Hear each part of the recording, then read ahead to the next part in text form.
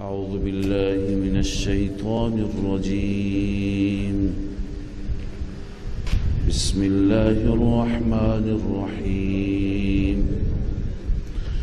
قد خسر الذين كذبوا بلقاء الله حتى إذا جاءتهم الساعة بغتة قالوا يا حسرتنا على ما فرطنا فيها وهم يحملون أوزارهم على ظهورهم ألا ساء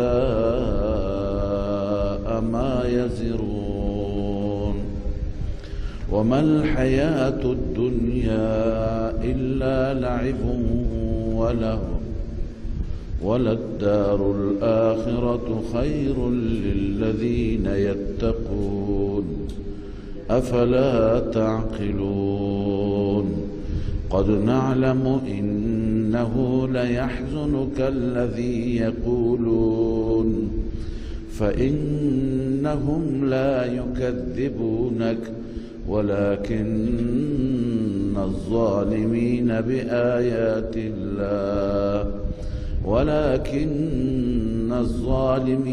بآيات الله يجحدون. اللهم صل على سيدنا وشفينا محمد وعلى آله وصحبه وسلم.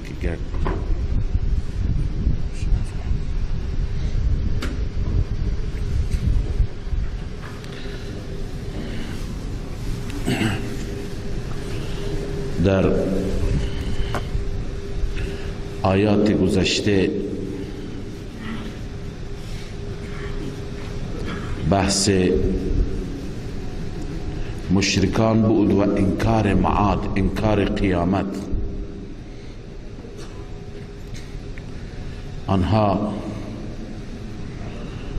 هم منکر توحید بودند، هم منکر قیامت بودند. و قالوا ان هي الا حیاتنا الدنیا و ما نحن بمبعوثین. زندگی فقط زندگی دنیاست، بنا نیست که ما دوباره در محضر خدای عزوجل مبعوث بشیم، حشر بشیم. در این آیاتی که تلاوت گردید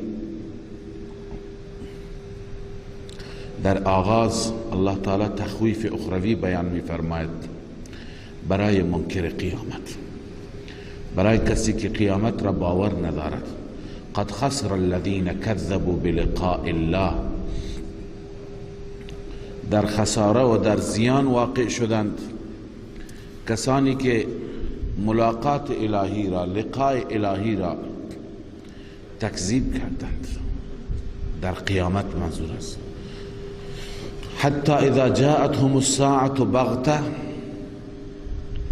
این غایت تکذیب و بعد غایت حسرت. زمانی که قیامت می آید بغتتا، ناگهان، بغتتا ناگهان منظور بلا اطلاع، بلا مقدمه، بدون اینکه اطلاع قبلی داده شوند. اینها وقتی که مواجه میشن با آن روز قالوا یا حسرتنا على ما فرطنا فيها. ندامت مجرمان، حسرت میخورند، ای حسرت بر ما، على ما فرطنا فيها، بر آنچه که کوتاهی کردیم در این. منظور فیها فی الدنیا هست. در دنیا کوتاهی کردیم نسبت به آخرت، نسبت به قیامت آمادگی نکردیم. و هم یحملون اوزارهم علی ظهورهم.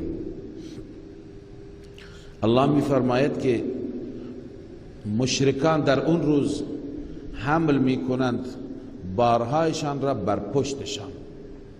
منظور بارها چیه؟ یعنی اعمال مشرکانه، عقاید مشرکانه، عقاید فاسد. این عقاید فاسده ای که دارند بر پشت حمل می کنند، یعنی اینها به عنوان وزر، به عنوان بار، به عنوان وبال بر پشت آنها خواهد بود. الا ساء ما یزرون. قرآن میگه خبردار، آگاه باش، این باری که بار حمل کرده و حمل میکند بسیار بار بدی هست، چون بار گناه است، بار معصیت، منجر به عذاب میشه، منجر به گرفتاریش میشه. وما الحیات الدنیا الا لعب و لهو. علت غرور، علت انکار قیامت، علت شرک در اینجا بیان شده که اصل اینها گرفتار زندگی دنیا و فریب زندگی دنیا را خوردند. فکر میکنند که این زندگی زندگی ابدی هست، زندگی زیبایی هست. الله میفرماد نیست زندگی دنیا مگر لعب و لهو هست، بازیچه و بیهودگی. منظور غیر نافع، غیر باقی. برای کسی که دل ببندد نه باقی هست نه نافع هست. وللدار الآخرة خیر للذین یتقون. این ترغیب به سوی آخرت است. دار آخرت بهتر است برای متقیان. جلالین گفته ای عن الشرک، یتقون عن الشرک. افلا تعقلون. آیا شما فکر نمی کند، خرد ندارید؟ شما از عقل خودتون کار نمیگیرید؟ اما این تبلیغ را پیامبر عظیم الشأن میکرد به مردم، هم درباره قیامت، هم درباره توحید به مردم ابلاغ میکرد. برای انکار مردم، وقتی که اونها انکار میکردند، آن حضرت صلی الله علیه و سلم ناراحت میشد، جوش میزد، بر ایشون بسیار سخت میشد. اینجا خدای عزوجل محبوب خودش را تسلی میده، میگه ای پیغمبر قد نعلم انه لیحزنک الذی یقولون. همانا ما میدانیم که تو را غمگین میکند، حزین میکند آنچه که آنان میگویند، اما تو نگران نباش. فانهم لا یکذبونک. آنان در واقع تو را تکذیب نمی کنند، آنان با تو مشکل ندارند، با تو دشمنی ندارند. ولكن الظالمین بآیات الله یجحدون. اما در واقع این ظالمان به آیات خدا منکرند. اینها منکر آیات خدا هستند، کافر به آیات خدا هستند. ببینید این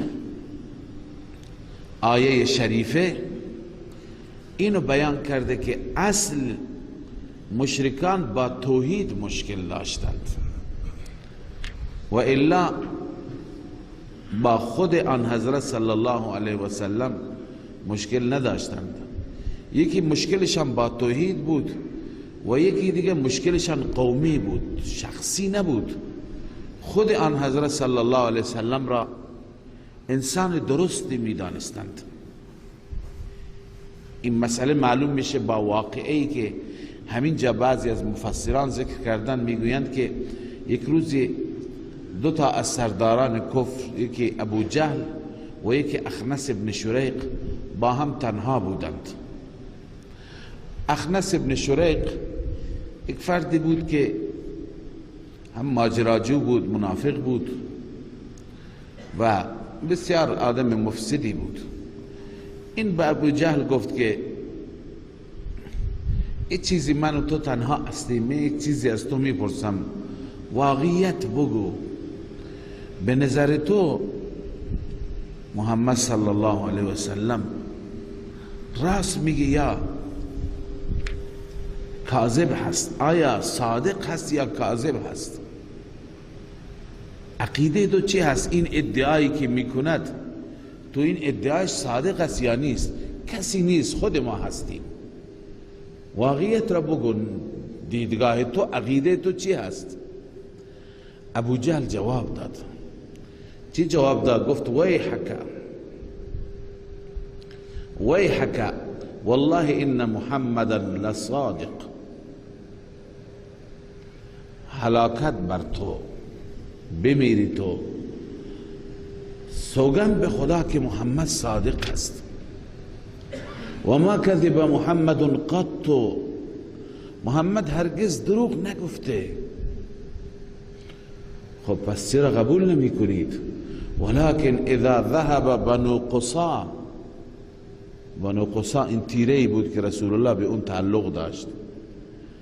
زمانی که بنو قصا ببرند تمام امتیازات را، برای بقیه قریش چی میماند؟ برای ماها چی میماند؟ اذا ذهب بنو قصا باللواء، لواء و پرچم به دست اونها باشد، و سقایت آب به دست اونها باشد، و الحجابت، حجابت و نگهبانی مال اونها باشد، و النبوت، نبوت هم الان مال اونها باشد. فماذا یکون لسائر قریش، برای بقیه قریشی ها چی میماند؟ ابن کثیر نگفته یعنی اونها با خود رسول الله مشکل نداشتند. یه مشکل طایفهی و رقابت فامیلی هست، تیرگی هست، و دوم مشکل با توحید داشتند، بت پرستی را دوست داشتند. لذا الله می فرماید فإنهم لا یکذبونک، آنان شما را تکذیب نمی کنند، ولكن الظالمین بآیات الله یجحدون، اما ظالمان به آیات الله منکرند. ولقد كذبت رسل من قبلك فصبروا على ما كذبوا، بازم تسلی، همانا تکذیب شد رسولی و پیامبرانی قبل از شما، آنها وقتی که تکذیب شدن چیکار کردند؟ فصبروا على ما كذبوا، آنان صبر کردند بر آنچه که تکذیب شدند. و اوذوا حتی آتاهم نصرنا، علاوه بر تکذیب آنها شکنجه شدند، اذیت و آزار شدند، تا زمانی که یاری ما، نصرت ما آمد. لذا الان هم همون سنت است. ولا مبدل لکلمات الله، کلمات الله یعنی وعده های الهی تبدیل نمیشه. ولقد جاءك من نبأ المرسلین، اخبار مرسلین و نبأ مرسلین دیگر پیش شما آمده، میدونید که اونها با چه سختی هایی بودن. خب بعد از تسلی در این آیه در واقع سرزنش هست، تذکر است برای رسول اکرم صلی الله علیه وسلم. ببینید یکی از خواسته هایی که مشرکان داشتند، مطرح می کردند، این بود که اگر واقعا پیغمبر به حق هستی، پیغمبر خدا هستی، بعضی از معجزاتی که ما می خواهیم اون معجزات را ظاهر کن. چند چیز هستند در این آیه ها می خوانیم. پیغمبر خدا صلی الله علیه و سلم هم بیمیل نبود،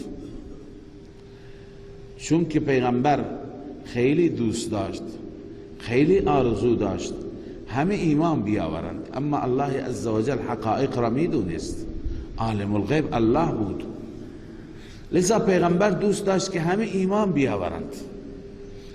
دلش میخواست این آیه معجزه‌ای که اونها میخواهند بعضی ها را ظاهر بکنند.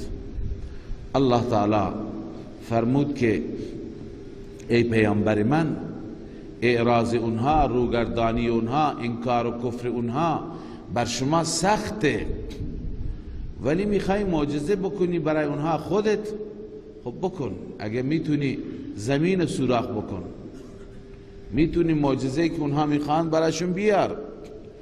و این کان کبر علیک اعراضهم، اگر سنگین است بر شما اعراض آنها، رویگردانی و کفر آنها، فإن استطعت ان تبتغی نفقا فی الارض، اگر میتوانی اینکه تلاش کنی سوراخی در زمین، ته زمین میتونی برو، او سلما فی السماء، یا در آسمان نردبانی نصب کنی، فتأتیهم بآیه، بیاورید برای آنان آیه، یعنی معجزه مطلوبه. آیه پایینش بینید مقترحه، معجزه‌ای که خواسته اونهاست. اگر می توانی این کار را بکنی فافعل، اینجا مقدر است، جزاست. ان کان کبر علیک فان استطعت، اگر می توانی این کار بکن، یعنی نمیتونی. معجزه آوردن به دست تو نیست. من قبلا هم خدمت شما عرض کردم که از بعضی از احادیث معجزات بعضی افراد نمیفهمند و از احادیث معجزات قدرت پیامبران را، قدرت صاحب معجزه را میخوان ثابت کنن که قدرت داره. قدرت که داره پس از او استمداد بکنیم. مثلا پیغمبر خدا صلی الله علیه وسلم معجزه ایش هست، با دست اشاره می کند، درختان در زمین راه می روند، زمین را پاره می کنند. خب الان از این استنباط میکنه یک آدم خرافاتی مشرک، میگه پس معلوم میشه که پیغمبر ما مالک اشجار هست، مالک احجار هست، مالک زمین و آسمان هست، پس هر چی از او میخواهی بخواه. در حالی که معجزه‌ای که پیغمبر ظاهر میکنه ظاهر به دست پیغمبر میشه، اما گرداننده و قدرت به دست الله است. اینجا ببینید پیغمبر دلش میخواد معجزه نشون بده، الله میفرماید نه، من مصلحت میدونم، من میدونم برای اینها معجزه، برای اینها آیه و معجزه مناسب نیست. اگر تو میخوایی میتونی بکن. در آیات دیگه داریم و ما کان لرسول ان یأتی بآیة الا باذن الله، در سوره مؤمن خواندید. برای هیچ رسولی سزاوار نیست و توانش نیست ان یأتی بآیة الا باذن الله، آیه بیاورد، معجزه بیارد مگر به اذن الله. دیگه خواندیم قل انما الآیات عند الله، ای پیغمبر اعلام کن که ظهور آیات و معجزات به دست الله، نزد الله. و انما انا نذیر مبین، من فقط ترساننده آشکاری هستم از طرف خدای عزوجل. لذا اینجا هم خدا میفرم فتأتیهم بآیه، که آیه بیاوریم بکن این کار را. ولو شاء الله لجمعهم على الهدى، اگر میخواست خدا آنان را جمع میکرد بر هدایت. خب چرا نکرد؟ جوابش را خواندیم، چون که خدا میخواد امتحان بکند. فلا تکونن من الجاهلین، مباش، هرگز مباش از جاهلان. انما یستجیب الذین یسمعون والموتى، اینجا خدای عزوجل بیان میفرماید که اونی که ارزش دارد، ارزش چی را دارد؟ ارزش شنیدن را دارد، ارزش سماع را دارد. اون کسی هست که در وجودش ایمان باشد، انابت باشد، صلاحیت باشد. اینها که مرده هستند، کفار را هر جا خدا تشبیه میده به چی؟ به مرده ها. اینا که مرده هستند، مرده ها چطور میشنوند؟ یعنی اینها چطور میتونن بشنوند؟ اینا نمیتونن کلام تو را بشنوند، اجابت کنند. الله میفرماید انما یستجیب الذین یسمعون والموتى، جز این نیست که اجابت میکنند کسانی که یسمعون، میشنوند کلام شما را، اما اینها والموتى یبعثهم الله، کفار خدا آنها را از قبرها بلند میکنه، قبل از اونها هیچ کلام شما را نمیشنوند، یعنی اجابت نمیکنند. یبعثهم الله ثم الیه یرجعون، سپس به سوی او برگردانده میشوند. یعنی در این میان خدای تعالی فرمود که از اینها توقعی نیست که اینها اجابت کنه، اینها مثل مرده نمیشنوند. وقالوا لولا نزل علیه آیه، دوباره اون مضمون گذشته که اونها میگفتن چرا معجزه مطلوبه‌ای که ما میخواهیم اون نازل نمیشه. و قالوا لولا نزل علیه آیه، میگویند چرا بر اون نازل نمیشه آیه معجزه‌ای که ما میخواهیم از جانب ربش. آیات زیاد بود ولی آیت مقترحه، آیت مطلوبه. قل ان الله قادر على ان ينزل آیه، الله می فرماید الله قادر هست که آیه و معجزه نازل کند، معجزه نشان بده، همون معجزه را که آنها مطالبه می کنند. ولكن اکثرهم لا يعلمون، اما اکثرشان نمیدانند عاقبت این کار را، نمیدانند که این کار خطرناک است. چرا خطرناک است؟ چون که روش و سنت الهی این است که هرگاه معجزه اگر بیاورد و بعد از آوردن معجزه اونها قبول نکنند، خدا چیکار میکند؟ به عذاب گرفتار میکند. تفسیر بحر المحیط اندلسی همین نوشته، قال ابن عطیه لا یعلمون، اینکه ولكن اکثرهم لا یعلمون، ابن عطیه گفته لا یعلمون یعنی اینکه انها لو انزلت ولم یؤمنوا، خداوند اگر معجزه را نازل کند و اونها ایمان نیاورند، لعوجلوا بالعذاب، به صورت معجل، به صورت نقد عذاب داده می شوند. بس نمیدانند اینها. بله. و ما من دابة فی الارض، بعد از جواب اونها درباره معجزه مجددا دلیل عقلی توحید بیان میشه بر یگانگی خدا، بر یکتاپرستی. الله می فرماید و ما من دابة فی الارض، هیچ دابه، هیچ موجود زنده نیست در زمین، ولا طائر یطیر بجناحه، و هیچ پرنده‌ای که با پرش، با دو تا بالش می پرد نیست، الا امم امثالکم، مگر اینها همه امت هستند امثال شما. امت هستند یعنی مثل شما، اینا مخلوقند، اینها مثل شما موجودند، اینها را الله تعالی ایجاد کرده، خلق کرده. ما فرطنا فی الکتاب من شیء، ما در کتاب یعنی در لوح محفوظ هیچ چیزی را، هیچ کوتاهی نکردیم، هیچ چیزی را فروگذار نکردیم، همه چیز را نوشتیم.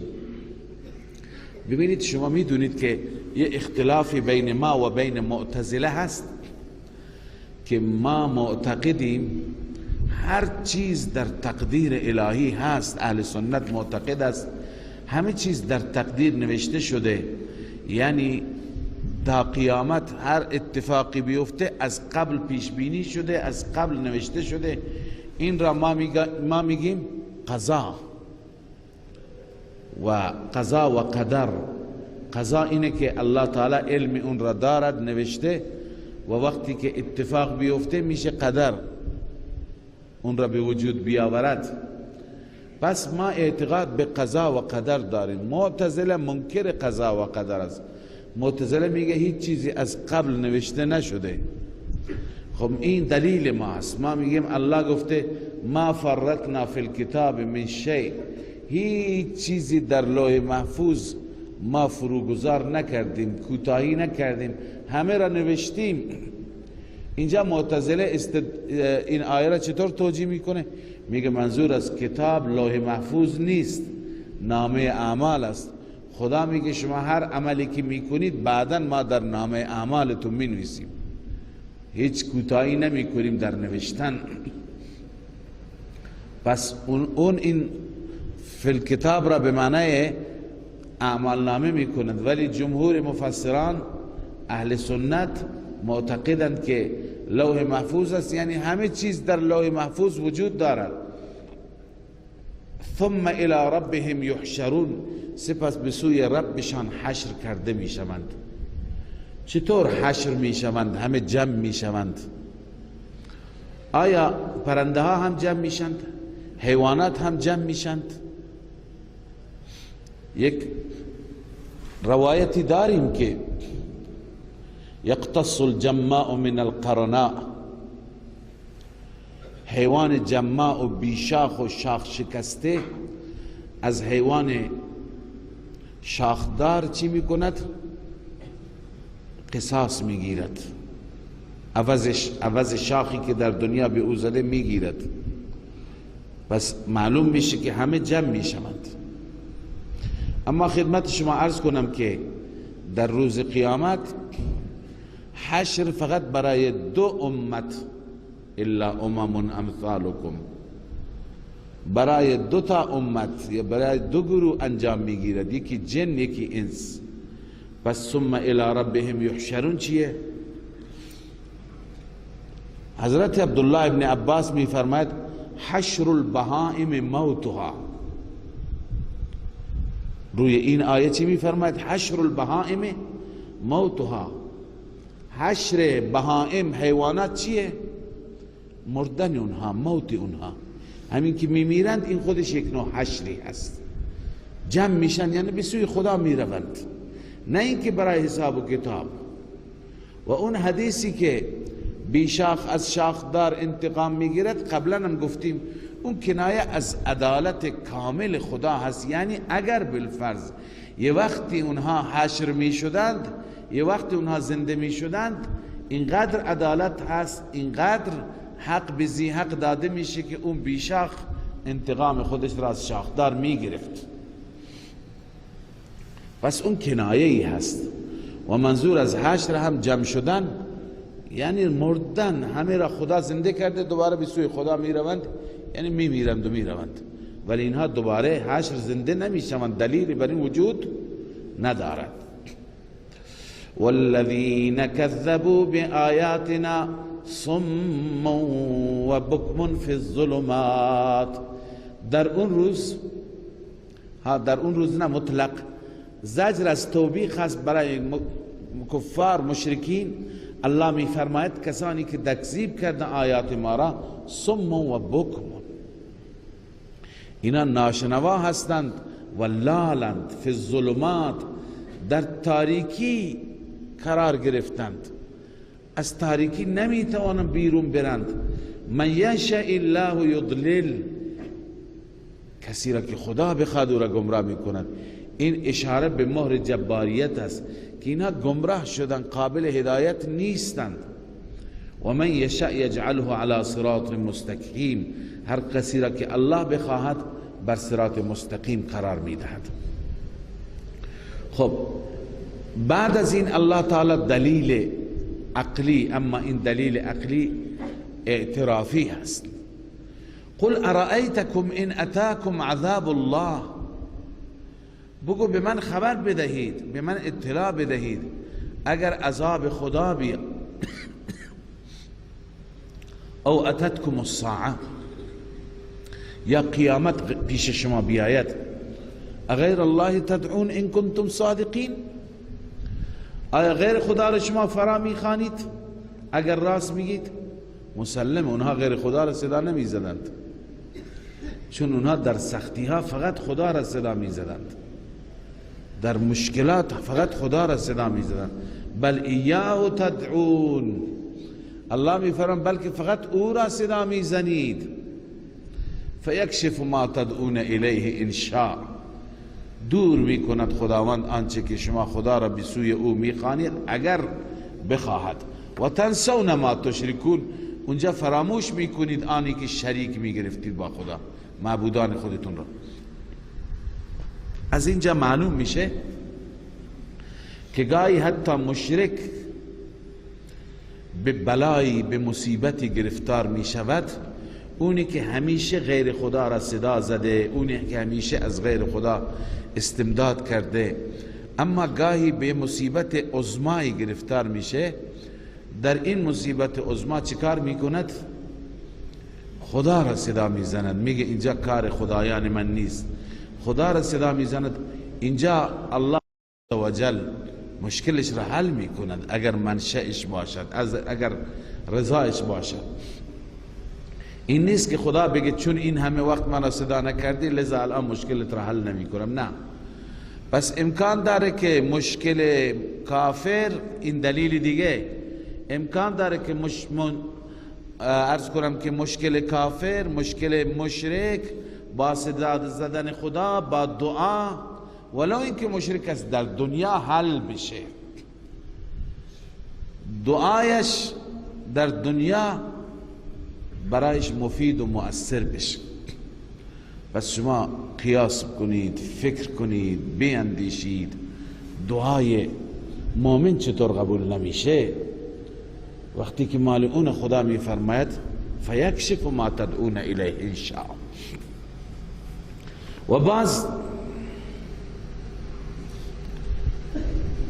الله تعالی مجدد بعد از این که با این چیزها باید اونها درس می گرفتند، اما متاسفانه اونها متنبه نمی شدن، متذکر نمی شدن، لذا الله تعالی در اینجا تخویف دنیوی بیان می فرماید.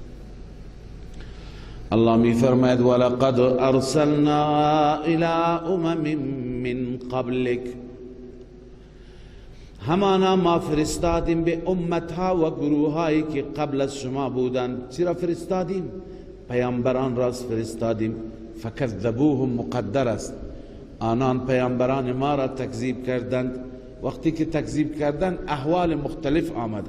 فاخذناهم بالبأساء والضراء لعلهم يتضرعون. این نتیجه تکذیب.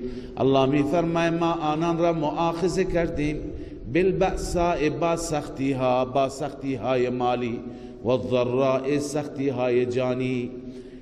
دیروزم عرض کردم بأسا منظور شدت فقر است، والضراء منظور مشکلات جانی هست، شدت مرض هست. تفسیر نصفی امام نصفی نوشته، تفسیر مدارک، الاول القحط والجوع. بأسا چیه؟ قحط و گرسنگی هست. و دومی ضرا چی هست؟ و ثانی المرض و نقصان الانفس والاموال، مریضی و نقصان مال و جان هست. مدارک. پس بأسا و ضرا اینها هستند. فاخذناهم بالبأساء والضراء. الله می فرماید انواع سختی های مالی، سختی های بدنی برای اونها آمد. لعلهم یتضرعون، شاید آنان تضرع کنند. پس ببینید حکمت مشکلات تضرع هست که بندگان به سوی خدا برگردند. اما متاسفانه بسا بندگان هستند که اونها متنبه نمی شوند، اونها اینقدر عقل و خرد ندارند که این امتحان الهی است بر ما آمده.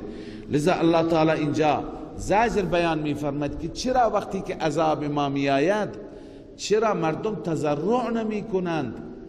پس هر وقتی که سختی میاد ما باید تضرع کنیم. اگر از طرف الله مریضی میاد باید تضرع کنیم. اگر ورشکستگی مالی میاد باید تضرع کنیم، الله را زاری کنیم.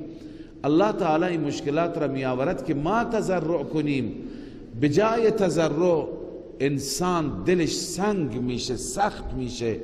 اگر این حالت ایجاد شد باید بدانیم که این عذاب است، این قهر است، این خشم است. اگر نه بعد از مشکلات در وجود ما رجوع الی الله آمد، توبه آمد، دعا و تضرع آمد، پس این علامت خیر هست. این اون چیزی هست که رب میخواهد. الله میفرماید فلولا اذ جاءهم بأسنا تضرعوا، چرا زمانی که عذاب ما آمد چرا آنان تضرع نکردند؟ ولكن قست قلوبهم، اما دلهایشان سخت شد، سنگ شد. و زین لهم الشیطان ما كانوا یعملون، و شیطان مزین کرد اعمال مشرکانشان را. ما كانوا یعملون، آنچه که عمل می کردند شیطان مزین کرد، شیطان آراسته کرد. اینها از نظرشان اعمال مشرکانشان عبادت معلوم می شد. الله تعالی می فرماید بعد از اون ما سختی ها را دور کردیم. دیگه وقتی که انسان تضرع نکند پس هلاکت می خواد. بعد از اون استدراج است. استدراج یعنی همه کارها طبق میل پیش میره. باغ محصولاتش بیشتر میشه، تجارت رونقش بهتر میشه، گوسفندان و مالها برکاتشون بیشتر میشه، هر چیز بهتر میشه تا اینکه عذاب بیاد. الله می فرماید فلما نسوا، زمانی که آنها ما را فراموش کردند، فلما نسوا ای ترکوا ما دعاهم الرسل علیهم السلام الیه، آنچه که رسول به سوی او میخواندن او را ترک کردند و ردوه علیهم و رد کردن بر رسول. الله می فرماید فلما نسوا ما ذکروا به، زمانی که آنها فراموش کردند آنچه که به وسیله آن تذکر داده شدند، فتحنا علیهم ابواب کل شیء، الله می فرماید در هر چیز را برای اونها باز کردیم، در رزق باز شد، در روزی باز شد، مشکلات حل شد، همه چیز. حتی اذا فرحوا بما اوتوا، حتی وقتی که آنها فرحوا به معنی چیه؟ فرح به معنی بطر، غرور، تکبر. حتی وقتی که آنان تکبر کردند به سبب آنچه که داده شدند، دیدن مادیات دارند، دنیا دارند، زرق و برق دارند، همه چیز دارند، اینها تکبر و غرورشان بیشتر شد. حتی وقتی که به نهایت تکبر رسیدند، اخذناهم بغتة، الله می فرماید ناگهان آنها را گرفتیم، یعنی بدون اطلاع قبلی آنها را مؤاخذه کردیم. فاذا هم مبلسون، در این هنگام آنها ناامید شدن، مبلسون آیسون، از معبودان خودشون ناامید شدن، دیدن که عذاب آمد، معبودان هیچ کاری از دستشون برآورده نمیشه. فقطع دابر القوم الذين ظلموا، الله می فرماید در این هنگام ریشه کن شد، قطع شد ریشه کسانی که، ریشه اون قومی که ظلم کردند، کفر کردند، شرک کردند. در اینجا ثابت شد که والحمدلله، تمام تعریف، تمجید، سپاس فقط و فقط برای الله که رب عالمیان است. پس ببینید الله تعالی یک تقریبا طریقه و یک اسلوب را بیان فرمودند که همیشه وقتی که داعیان حق بیایند، مردم را بترسانند، مردم انکار بکنند، ابتدا الله گوشمالی میده، قحط میاره، مشکل مالی، مشکل جانی، ضررها، زیانها، تا که متنبه بشند. اما کسانی که قسی القلب باشند اونا متنبه نمیشند. متنبه که نشند الله تعالی حالات سخت را دور میکند، آسانی میارد، استدراج است تا بیشتر برن به طرف گمراهی، شرک، خدا فراموشی. وقتی که همه چیز بهشون داده میشه مغرور میشند، غرور و تکبر تبدیل به سرکشی و تمرد و ظلم و ستم میشه، دیگه زمینه عذاب و دلیل عذاب و حجت تمام میشه. الان خدا عذاب میاره، عذاب میاره، همه را از بین میبرد. پس این گونه ریشه ظالمها برکنده میشه که ابتدا خدای تعالی سختی میاره تا اینکه اونها ایمان بیاورند. قل ارائیتم ان اخذ الله سمعكم و ابصاركم و ختم على قلوبكم من اله غیر الله. باز هم دلیل عقلی هست، اعترافی، علی سبیل الاعتراف من الخاصم. الله می فرماید ای پیامبر به اونها اعلام کن اگر خدای تعالی قوات شما را، حواس شما را بگیرد، مثلا سمعکم قوه شنوایی و ابصارکم قوه بینایی و ختم علی قلوبکم بر دل شما مهر بزند، قوه فهم شما را از شما سلب کند، از شما بگیرد، من اله غیر الله یأتیکم به، کدوم اله است، کدوم معبود است به غیر از خدا که اینا را دوباره برگرداند، کی میتونه به شما چشم بده، به شما گوش بده، به شما فهم بده؟ آخه شما دارید کجا میرید؟ انظر کیف نصرف الآیات. ای پیامبر من، ای محبوب من، ببین ما چگونه آیات را میگردانیم برای اونها.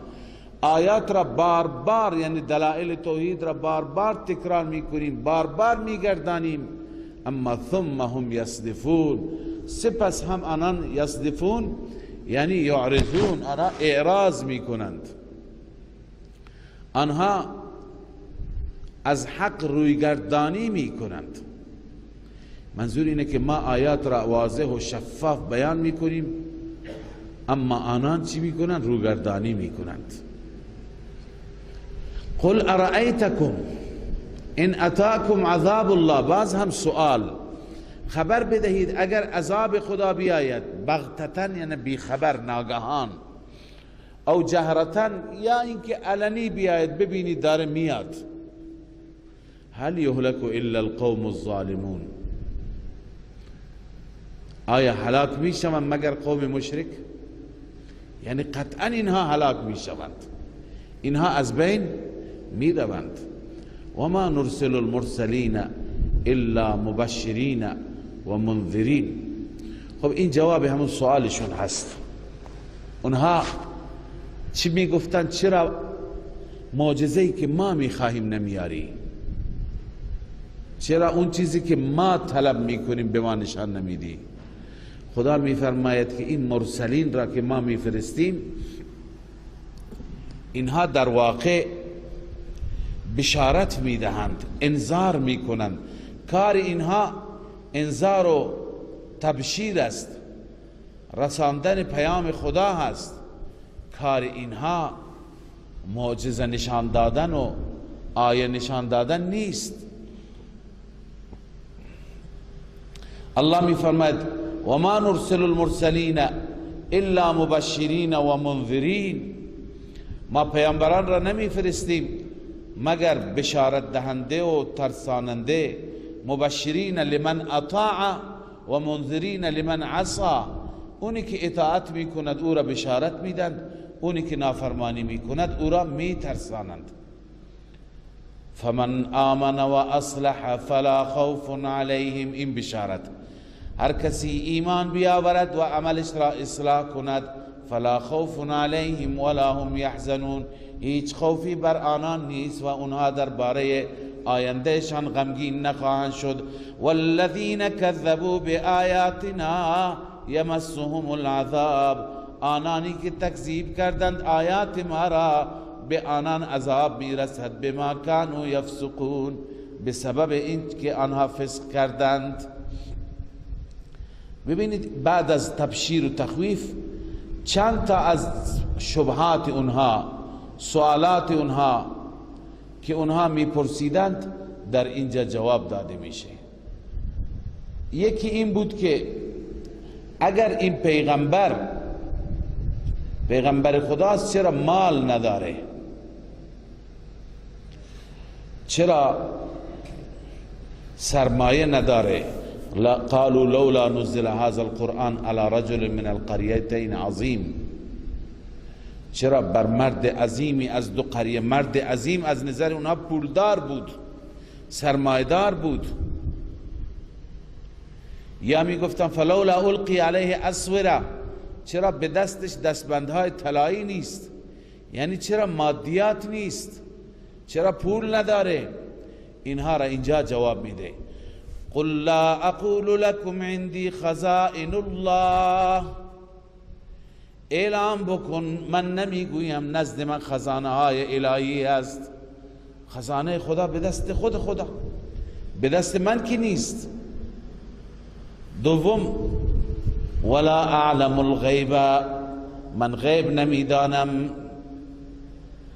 غیب نمیدانم. اونها چیزهای سوال میکردند از رسول الله صلی الله علیه و سوالات پوچ بیجا. مثلا بعضی مفسرین نوشتن اگر رسول خدا هستی نرخ میوه های شام را بگو، اونجا الان نرخ به چه صورته؟ چیزهایی میپرسیدند که دلالت بر غیب بکند. الله به پیغمبرش میگه بهشون بگو ولا اعلم الغیب، من غیب نمیدانم. و سوال دیگه این بود که خب اگر پیغمبر است چرا میخورد، چرا مینوشد، چرا بازار میره؟ ما لهذا الرسول یأکل الطعام و یمشی فی الاسواق. این جواب داد ولا اقول لكم انی ملک، و نمیگویم من فرشته هستم، من غیب نمیدانم، من فرشته نیستم، خزانه ها به دست من نیست.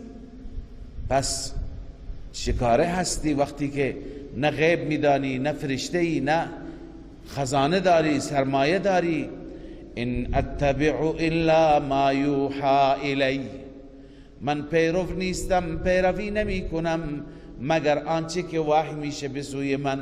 من پیام خدا را فقط به شما میرسانم. ان علیک الا البلاغ، بر تو فقط رساندن هست. قل هل یستوی الاعمى والبصیر افلا تتفکرون. اعما و بینا برابر است؟ نابینا و بینا برابر هستند؟ یعنی کسانی که از وحی من استفاده بکنند اونها بینایی دارند، اونها دید دارند، و کسانی که انکار بکنند اونها اعما هستند. اینا با هم برابر است؟ هرگز نه. چرا شما فکر نمی کنید؟ خب حال بعد از اینکه اشکالات اونها جواب داده شد درباره پیغمبر، تخویف شروع میشه، تخویف اخروی. الله تعالی می فرماید که اینها را از عذاب من بترسان. الان و انذر به الذین یخافون ان یحشروا الی ربهم، بترسان به وسیله این قرآن، به وسیله این وحی، کسانی را که یخافون ان یحشروا، اونا اعتقاد به حشر دارند، می ترسند که حشر بشند، به بارگاه خدا حاضر بشند. اونا را بترسان، بگو به غیر از خدا هیچ حامی ندارند. لیس لهم من دونه ولی، نیست برای آنان به غیر از الله حامی نیست، ولا شفیع و شفیع قهری نیست. لعلهم یتقون، الله می فرماید آنان را بترسان، شاید آنها بترسند. ولا تطرد الذین یدعون ربهم بالغداة والعشی. اینجا زجر هست و تذکری هست برای پیامبر محبوب خدا. اون تذکر اینه که مشرکان بعضی ها از پیغمبر تقاضایی مطرح کردند. چند تا از سرداران بودند، گفتیم پیغمبر خدا خیلی دوست داشت، خیلی علاقمند بود که اونها ایمان بیاورند. سرداران قریش اونها به پیغمبر گفتند اگر میخواهی که ما بیایم نزدیک تو، ما بیایم در جلسه تو بشینیم، باید این افراد فرونمایه را، این افراد بی ارزش را، از نظر اونها بی ارزش بودند، برده ها را، یتیم ها را، اینها را از اطراف طرد کنی، اینا برند برای خودشون، اینها دیگه به مجلس شما نباشند. بلال هست، صهیب هست، عمار هست، فقیر فقرا، برده ها، غلام ها، این که از خود دور کنی پیغمبر قبول نکرد. نه، اینها را ایمان دارن، بندگان خدا هستند، من نمیتونم اینها را برای همیشه طرد کنم. گفت خب پس این کار را اگر نمیتونی بکنی، حداقل این کار را بکن که هر وقتی که ما میاییم برای ما جلسه خصوصی اینا نباشن تو اون جلسه. ما شخصیت داریم، ما آدمای بزرگی هستیم، بیاییم با اینها هم مجلس بشیم، این برای ما قابل قبول نیست. آن حضرت اینجا جواب مثبت دادند و آن حضرت میخواستند که هر وقتی که اینها آمدند تا کلام خدا را گوش کنند، برای اونها جلسه علاهده، جلسه خصوصی با اونها پیغمبر بشیند. الله عزوجل نپذیرفت. الله تعالی دل شکستن این فقرا را تحمل نمیکنه.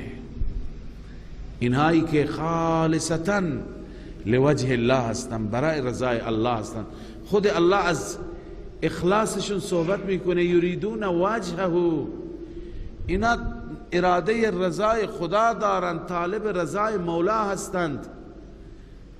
اینها را اجازه نداری ای پیغمبر از خود طرد کنی، از خود دور کنی در هیچ جلسه ای. اگر این کار را کردی ظالمی. الله تعالی به حبیبش میگه. ببینید مسئله چقدر مهم است که خدا نمیخواهد این صحابه دلشون بشکنه، اینها را پیغمبر از خود برانه.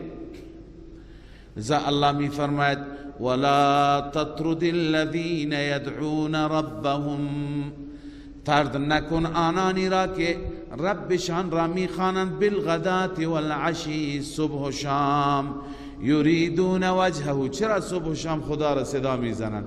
چون آنان میخواهند رضایت الله را، آنان میخواهند فقط و فقط الله از آنها راضی بشه.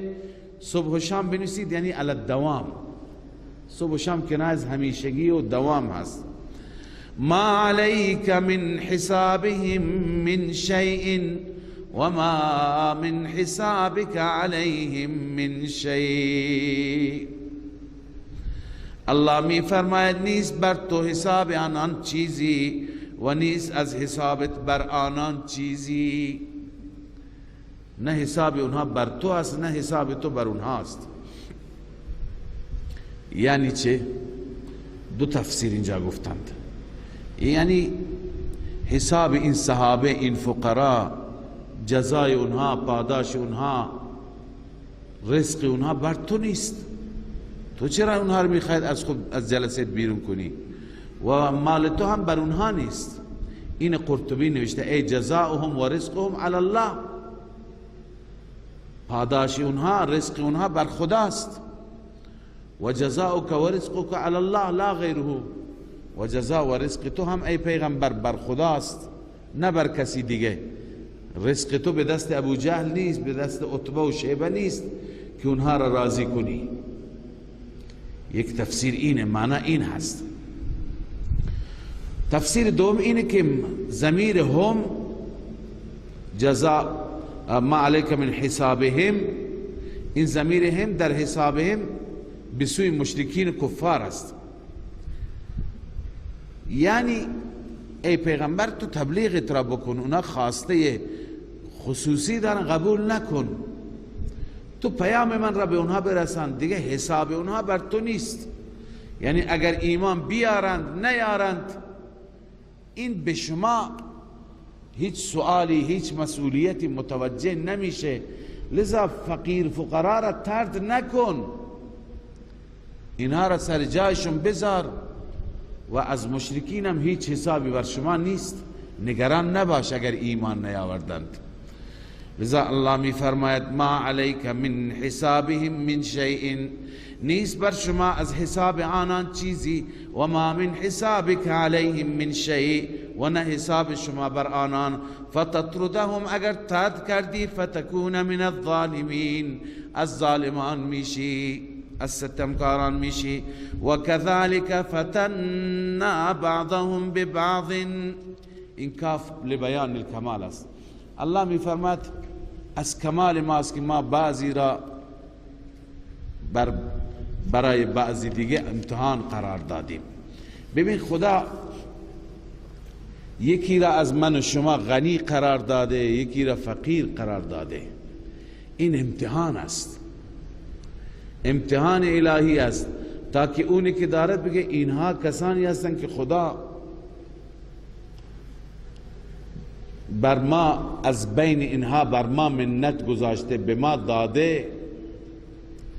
فتنا بعضهم ببعض لیقولوا، تاکه بگویند اهؤلاء من الله علیهم من بیننا، اینها هستند که خدا بر اینها منت گذاشته، احسان کرده از بین ما. یعنی به اینها دین اسلام داده، به ما نداده. به تمسخر یا به صورت حسد. اینجا علامه آلوسی می فرماید که الاغنیاء كانوا يحسدون فقراء الصحابه. سرمایه‌داران، سرداران با فقراء صحابه حسد میکردند رضی الله عنهم. چرا؟ علی کونهم سابقین فی الاسلام، چون که صحابه در اسلام از اونها سبقت و پیشی گرفته بودند و مسارعین الی قبوله، قبل از اونها سرعت کرده بودند و قبول کرده بودند اسلام را، اونها عقب مونده بودند. لذا الان اونها در ضد و حسد گفتن هؤلاء من الله علیهم من بیننا، آیا خداوند بر اینها منت گذاشته از میان ما؟ الله میفرماید الیس الله باعلم بالشاکرین، جواب رد چرا نه، مگر خداوند عالمتر نیست به شاکرین؟ اینا بندگان شاکر خدا هستند، اینها سپاسگزار بودند، اینها ایمان آوردن، خدای عزوجل بر اونها منت گذاشت. بله و اذا جاءك الذين يؤمنون، الان بشارت صحابه، ببین دل صحابه اونجا قطعا شکست. وقتی که پیغمبر میخواست در زمان جلسه سرداران اینها نباشند، چه حالتی دلشون داشت؟ شکست، ناراحت شد. الله تعالی اولا به پیغمبر خودش تذکر داد، بعدا بشارتی میده که چقدر دلشون خوش شد. الله میفرماید و اذا جاءك الذين يؤمنون بآیاتنا، هرگامی آیم پیش شما کسانی که ایمان آوردن به آیات ما، فقل سلام علیکم، ابتدا الله به پیغمبرش میگه به اونها سلام بگو، فقل سلام علیکم، بگو سلام بر شما. دوم به اونها بشارت بده کتب ربکم علی نفسه الرحمه، ای صحابه اگر مشرکی شما را تحقیر میکنند، اگر آنها شما را قبول ندارند، ولی الله شما را قبول دارد، خدا بر خودش رحمت نوشته به نسبت شما، یعنی خدای عزوجل بر خود قرار داده تفضلا که شما را مورد رحم قرار بده، مورد عنایات خاص قرار بده. اما با این شرط، این جمله مفصل است، انه من عمل منکم، شرطش اینه، بیان رحمت اینه، همانا شأن این است که من عمل منکم سوءا بجهاله، هر کسی از شما عمل سوئی انجام بده، عمل بدی انجام بده، ثم تاب من بعده و اصلا، سپس توبه بکند بعد از آن، از گذشته نسبت به گذشته توبه بکند، و اصلح و نسبت به آینده اصلاح بشه. شرط توبه همینه، ما نسبت به گذشته نادم باشیم، دیگه در آینده گناه را نکنیم. الله می فرماید فانه غفور رحیم، همانا آن ذات بخشاینده و مهربان است.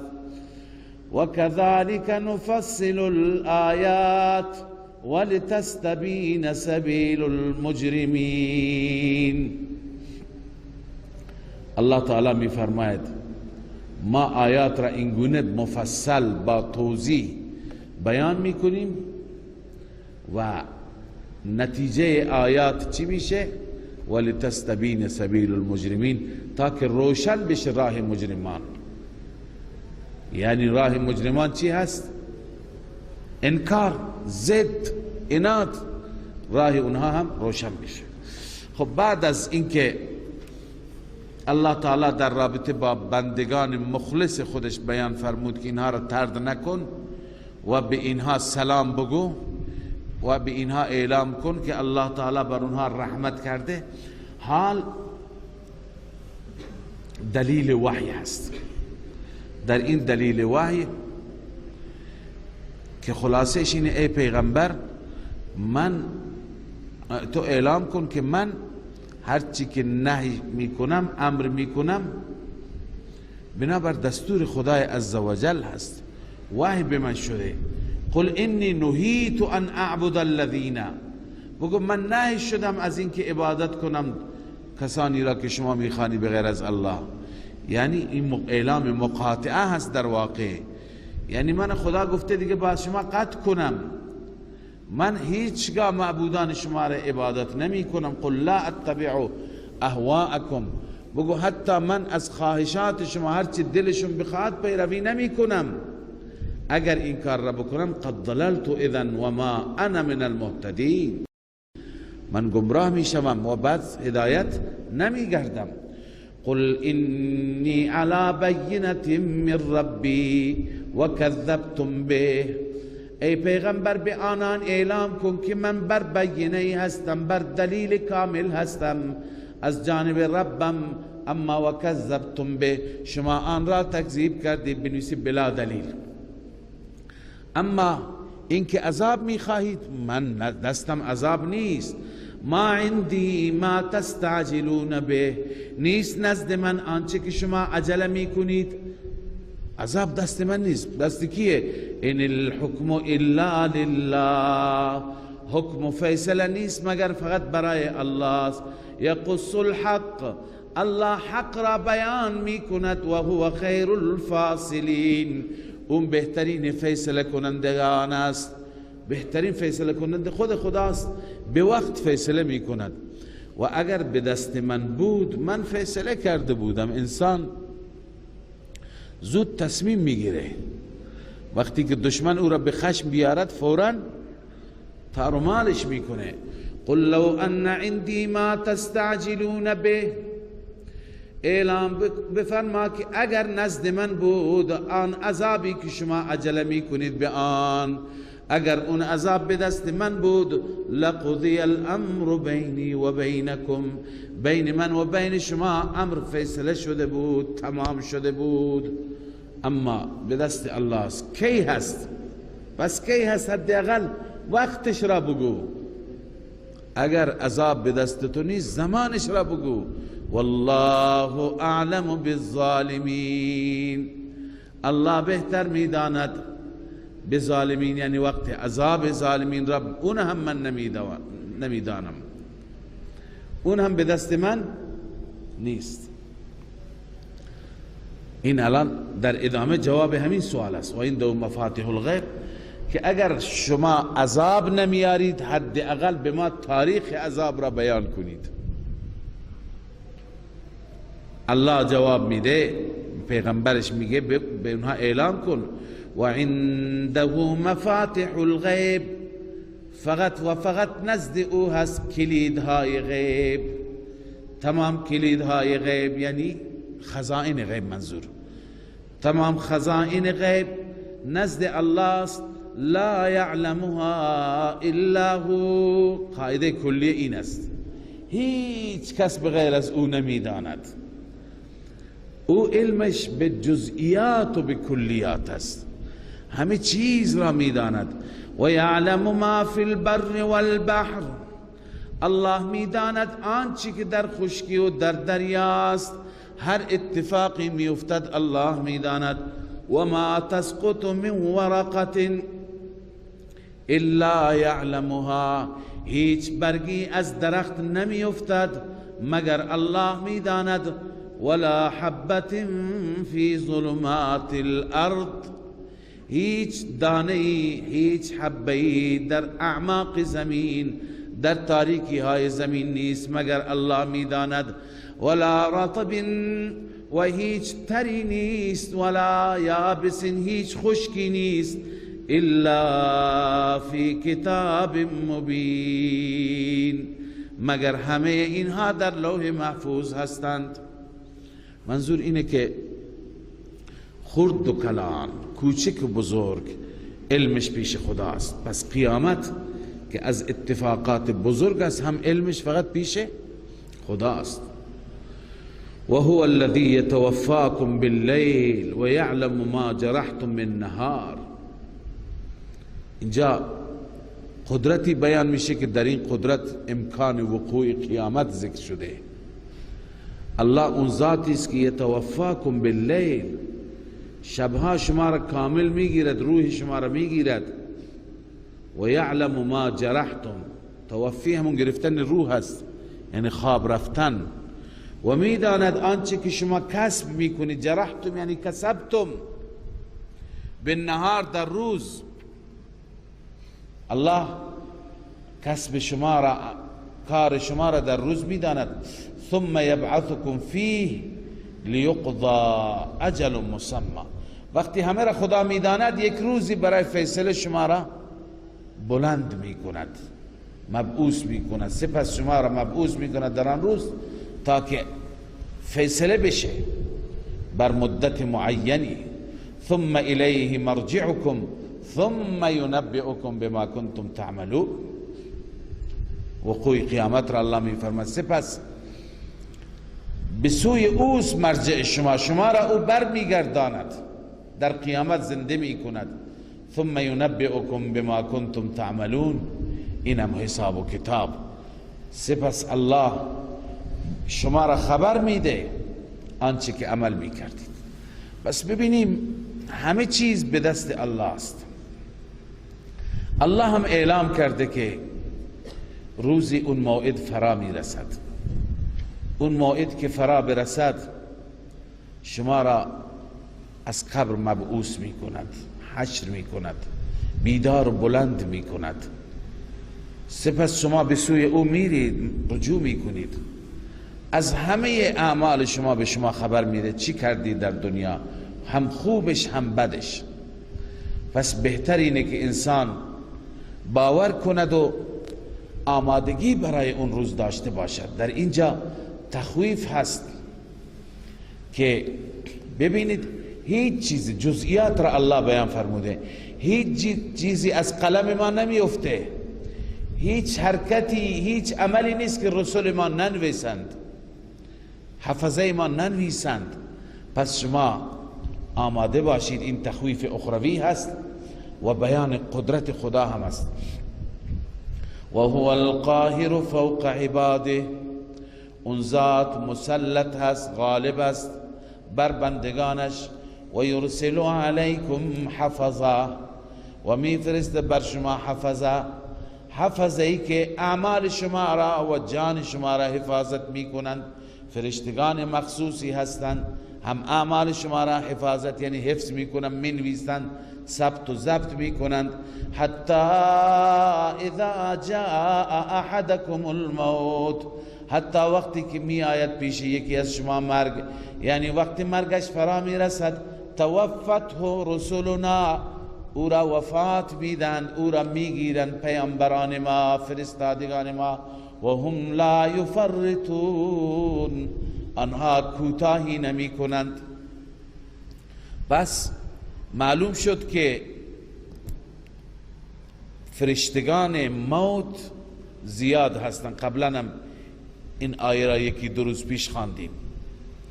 یک فرشته نیست، ملک الموت زیادن. توفته رسولنا. هر یکی را خدا برای یک انسانی تعیین کرده، هر گروهی را برای انسانهایی. خدا میدونه ترتیب اینها، نظم کار اینها چی است. لذا اگر در آن واحد هزاران مردم در هزاران نقطه این زمین میمیرند، برای همه فرشته هست، برای هر یک جداگانه مأمور تعیین شده هست. بعد از این که فرشته بمیرانند کجا میریم؟ ثم ردوا الی الله مولاهم الحق. سپس برگردانده می شوند همه به سوی الله، آن اللهی که مولای حقشان هست. الا له الحکم. آگاه باش، فقط و فقط حکم و اختیار مال اوست. و هو اسرع الحاسبین. این هر یکی میتونه جواب سوالی هم باشه، روی هر یکی فکر کنید.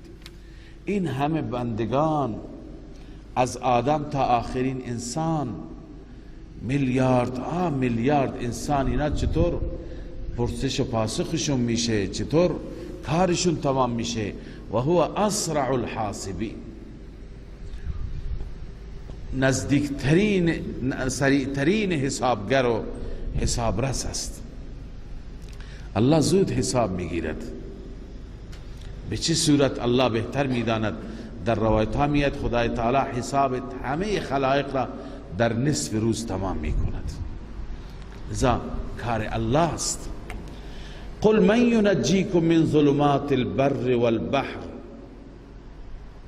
از اینجا به بعد ابتدا دلائل توحید عقلی اعترافی شروع میشه و بعد از آن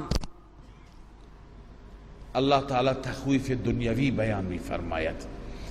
الله می فرماید قل من ینجیکم، اعلان کن چه کسی شما را نجات میده، من ظلمات البر والبحر، از تاریکی های خشک دریا و خشکی، از تاریکی های خشکی و دریا. همیشه گاهی شما در مصیبتی در جنگل مواجه میشید، گاهی در دریا مواجه میشید. کیش که شما را نجات بده؟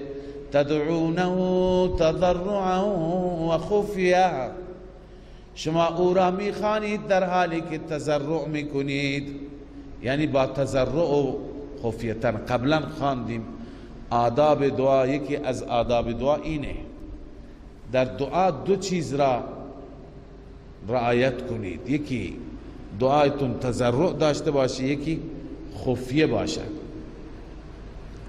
یکی از دلایل امام ابو حنیفه رحمه الله بر این که آمین آهسته گفته بشه همینه، چون امام ابو حنیفه می فرماید که آمین دعایی هست. دعا از آدابش اینه که بلند گفته نشه، چون آمین معنیش هست استجب یا الله، ای خدا اجابت کن. و از آداب دعا اینجا خدا فرموده یکی تضرع است، یکی آهستگی. در آیه دیگر می فرماید ادعو ربکم تضرعا و خفیه، ربتان را با تضرع و با خفیه بخوانید. بس اکثر این مسائل امام ابو حنیفه رحمه الله از آیات استدلال می کند. این که رسول الله صلی الله علیه وسلم می فرماید بلند خوانده، به دلیل این بوده که صحابه را تعلیم بدهد، صحابه یاد بگیرند که اینجا آمین گفتن است. لئن انجانا من هذه لنکونن من الشاکرین، اگر ما را از این نجات بدی ما حتما از شاکرین میشیم، از سپاسگزاران، یا از شاکرین الموحدین، چون توحید شکره. ما از موحدین میشیم. کی نجات میده؟ جواب را خود خدا می فرماید قل الله ینجیکم منها و من کل کرب، اعلام بفرما که الله نجات میده شما را منها از آن مصیبت، و من کل منها از شدائد، و من کل کرب از هر مصیبت، از اون شدت، از اون مصیبت و از هر مصیبت دیگه الله نجات میده. ثم انتم تشركون، اما شما بعد از نجات یافتن شما شریک میگیرید برای خدا. الان خداوند تخویف بیان میفرماید، شما هنوز ادامه بدید به شرک، پس ببینید که خدا میتونه شما را عذاب بده. قل هو القادر على ان يبعث عليكم عذابا من فوقكم، اعلام بفرما که اون ذات قادر هست، اون ذات توانا هست، علی ان یبعث علیکم عذابا من فوقکم، اینکه بفرستد بر شما عذابی از بالای سر، او من تحت ارجلکم، یا از زیر پا. خدا میتونه از بالای سر عذاب بیاره، از زیر پا هم عذاب بیاره. ببین عذاب بالای سر چیه؟ یکی طوفان هست، باد شدید هست، سنگ باران هست، یا اینکه قطع باران هست. بالای سر یکی از عذابها اینه که خدا باران را قطع می کند. او من تحت ارجلکم، از پایین زلزله هست، خسف و فرو رفتن در زمین هست، یا اینکه سیل و غرق هست. اینها همه عذابهای پایین هستند. او یلبسکم شیعا، یا اینکه شما را گروه کند، و یذیق بعضکم بأس بعض، بچشاند بعضی از شما عذاب بعضی را، یعنی بر یکدیگر را عذاب بدید، یکدیگر را شکنجه بدید، یکدیگر را تار و مار بکنید، بکشید، گروه بشید. در حدیث شریف آمده که رسول الله صلی الله علیه وسلم از خداوند سه چیز خواستند. این آیه سه چیز بیان کرده. سه چیز از خدا خواستند، الله دو تا را اجابت کرد، یکی را نه. اون سه چیز اینه که خدای عذاب همگانی از آسمان بر امت من نیاید، یعنی از آسمان چنان عذابی بیاید فیصله بشه که این امت هلاک بشه، نابود بشه، چنین عذابی نباشد. و همچنین عذابی که از زیر پا باشد، از زمین باشد، چنانچه اقوام گذشته داشتند. زلزله بود، سیل بود، طوفان بود، قحط بود، چنان بر امت من نیاید، بر همه امت یک باره. اینم پذیرفته شد. سوم اینا خواستن که اینا با هم درگیر نشن، او یذیق بعضکم بأس بعض، تو سر هم دیگه بزنند، هم دیگه را بکشند. این پذیرفته نشد. الله این را برای امتحان در دنیا گذاشته که متاسفانه امت دسته دسته از هم دیگر را از بین میبرد. بله، یک تفسیرش همینه، اما این تفسیر از ابن عباس هم هست که این هم میتونه مصداق باشه. اون تفسیر اینه که علیکم عذابا من فوقکم، ایشون میفرمند من فوق کنایه از حاکمان جور هست، از پادشاه ستمگر است. یعنی خدا از بالای سر شما را عذاب میده، بر شما مسلط میکند چنان پادشاهی، چنان حاکمی، چنان رئیسی که شما را عذاب بده، شما را اذیت کنه، شما را شکنجه بده، عرصه را بر شما تنگ بکنه. گاهی انسان ها از دست این پادشاهان چی میکشند؟ اینا عذاب خدا. او من تحت ارجلکم، از زیر پا، این اشاره به زیر دستان است. اونایی که شما حاکمشون هستی و اونا زیر دست شما هستند، چه کارگر شما، چه کارمند شما، چه خادم شما، چه بچه و فرزند و اولاد شما، چه زن شما، اونا را خدا نافرمانت میکنه. به هر چی میگه هیچ که از تو حرف شنوی نداره. لذا او من تحت ارجلکم این هست. انظر کیف نصرف الآیات لعلهم یفقهون، ببین ای محمد ما چگونه آیات را میگردانیم شاید بفهمند، شاید درک بکنند. اما اینها درک نمی کنند، تکذیب کردند. و کذب به قومک و هو الحق، این عذاب را یا این قرآن را قوم تو تکذیب کرد در حالی که این قرآن حق است. قل لست علیکم بوکیل، پس تو اعلام کن، نفی مختار کل، من بر شما وکیل نیستم، یعنی من کارساز و ضامن شما نیستم، شما که قرآن انکار کردید. لکل نبأ مستقر، هر خبری مستقری دارد، یعنی وقت قرار. بنویسید در علم الهی، در علم الهی قرارگاهی دارد. و سوف تعلمون، ان قریب شما میدانید. این اشاره به تخویف اخروی هست. و اذا رأیت الذین یخوضون فی آیاتنا، اینجا زجر و توبیخ هست و همچنین آداب تعلیم یا آداب معلم و مبلغ. ببینید گاهی شما مجبور میشید که در میان جلسات اهل کفر، اهل شرک، اهل بدعت برید. خدای تعالی میفرماید وقتی که شما در جلسات اونها رفتید، شرکت کردید و دیدید که در بحثی هستند بر علیه اسلام، بر علیه مسلمانان، بر علیه توحید، بر علیه خدا، شما با اونها ننشینید، با اونها از جلسه اونها ترک کنید جلسه را. ها اگر بحث دیگری شروع کردن بشینید. و اذا رأیت الذین یخوضون فی آیاتنا، وقتی که دیدی شما کسانی را که در آیات ما وارد می شوند، در آیات ما دخالت می کنند، فاعرض عنهم حتی یخوضوا فی حدیث غیره، از آنان اعراض کن، از آنان رویگردانی کن تا اینکه اونا وارد بحث دیگه بشند. حدیث دیگه و اما ینسینک الشیطان، اگر شیطان شما را فراموش داد، یعنی فراموش کردی، نشستی بعدا متوجه شدی اینا دارن بر علیه دین صحبت میکنند، بعد از تذکر دیگه نشین، فلا تقعد بعد الذکر مع القوم الظالمین. بعد از ذکر بعد از یاد آمدن است، یا تفسیر بهتر بعد از ذکر یعنی بعد از پند و اندرز است. یعنی وقتی میبینی که صحبتهایشان صحبتهای خوبی نیست، شما پند خودت را بده و بلند شو.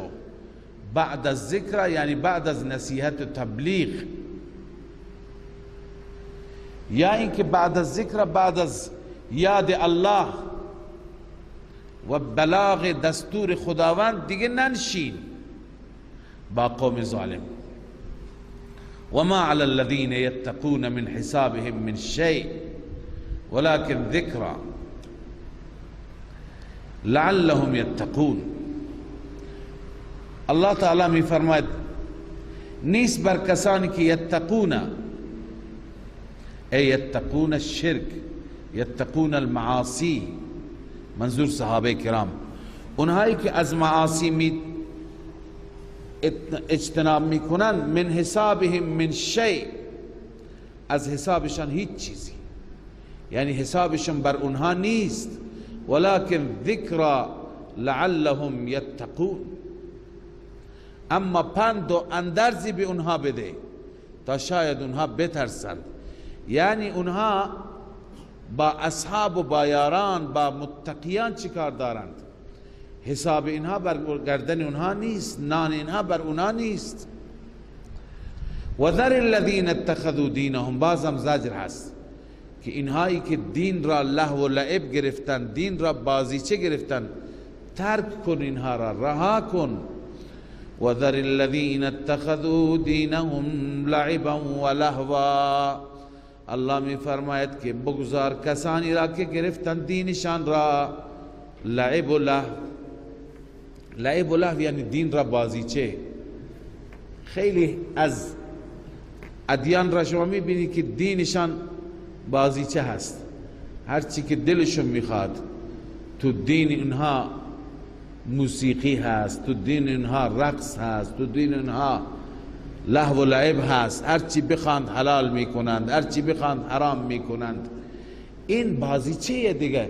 دین بالخصوص خرافاتی اگر باشه، بدعت باشه تو دین، یعنی هرچی که ملا بخواد جز دین قرار بده، هر چیزی را که بخواد از دین خارج بکنه، این شد بازیچه نفس، هوای نفس. امام رازی نوشته اتخذوا ما هو لعب و لهو من عبادت الاصنام و غیرها دینا لهم. لهو و لعب مثل عبادت بتها، این دینشون شده. و می فرماید که الثالث ان الكفار كانوا يحكمون في دين الله بمجرد التشهي والتمني. در دین خدا کفار چیکار میکردن؟ ببین همین خرافات از خود درست کردن، نگاه میکردند چیزی که میل خودشان بود، طبق تمنای خودشان بود، مثل تحریم السوائب. شما خواندید سوائب را، صائبه و غیره را اونها حرام میکردند. خب خدا حرام نکرده، اونها به دل خود حرام میکردند. فعبر الله عنهم بانهم اتخذوا دینهم لعبا و لهوا. این خدا تعبیر میکنه، میگه دین را بازیچه و دین را لهوی قرار دادند. و غرتهم الحیات الدنیا، آنان را فریب داد حیات دنیا، زندگی دنیا. این علت است. و ذکر به ان تبصر نفس بما کسبت. اما فریضه پیامبر، ای پیامبر من تو تذکر بده، ان تبصر نفس. ان تبصر مقدر است، مضافش ای کراهت ان تبصر. تبصر یعنی گرفتار شدن، یا تحبس حبس شدن، یعنی بترسان آنها را، تذکر بده کراهت ان تبصر، از کراهت و از بدی اینکه گرفتار بشه نفسی به آنچه که کسب کرده، یعنی تا اینکه گرفتار نشه. به اعمال شرکیش. شما تذکر بده، تبلیغ کن تا اینکه نفس نجات پیدا بکنه. بعضی گفتن کراهت ان تبصله هست، بعضی گفتن که لئلا تبصله، تا اینکه گرفتار نشه هیچ نفسی به آنچه که کسب کرده، یعنی به شرکش گرفتار نشه، از شرک برهد، نجات بیابد. چون که وقتی که این نفس گرفتار شد راه نجاتی نیست. از اسباب نجاتی که در دنیا هست، پارتی و پارتی بازی، رشوه، از اینها اونجا خبری نیست. لیس لها من دون الله ولی ولا شفیع، نیست برای آن نفس بغیر از الله هیچ حامی و هیچ شفاعت کننده ای. یعنی پارتی نیست در دنیا، یا پارتی یا پول، هر دو نیست. اون نفی پارتی بود، این نفی پول. و ان تعدل كل عدل لا يؤخذ منها، اگر شما رشوه بدی هر رشوهی گرفته نمیشه از آن. اولئک الذین ابسلوا بما کسبوا، این افراد گرفتار شدن به آنچه که کسب کردن، گرفتار عملکرد سوءشان شدن. لهم شراب من حمیم و عذاب علیم بما كانوا یکفرون، برای اونها شراب هست از آب جوش و عذاب دردناک هست به سبب کفرشان، به سبب آنچه که اونها کفر کردند و انکار کردند.